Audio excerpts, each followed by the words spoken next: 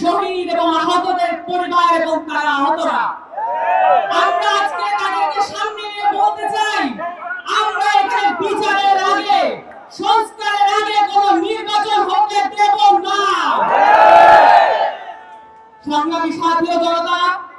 আপনারা সকলে প্রত্যক্ষ করেছেন 2008 সালের পিলখানা হত্যাকাণ্ডের মধ্য দিয়ে, 2013 সালের শাপলা হত্যাকাণ্ডের মধ্য দিয়ে, 2018 কোটা সংস্কার আন্দোলনে ছাত্রদের দমন পীড়নের মধ্য দিয়ে, নিরাপদ সড়ক আন্দোলনের সময় আমাদের এখন যে কোনো ব্র্যান্ডের পুরাতন এসি বদলে নতুন ওয়ালটন এসিতে উপভোগ করুন 25% ছাড়। যেই বাচ্চারা আছে, আমাদের যেই ছাত্ররা আছে,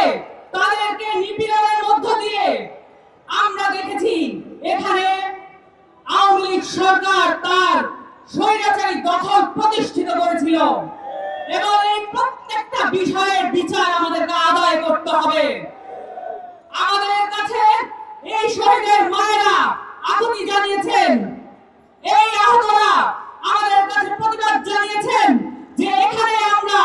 সংস্কারের আগে, আওয়ামী লীগের বিচারের আগে কোনোভাবেই যেন মাঠ ছেড়ে না দেই এবং আপনারাও আমাদের সাথে থাকবেন এবং এখানে যারা সংস্কারকে বিপ্লবী চেতনার বাইরে নিয়ে একটি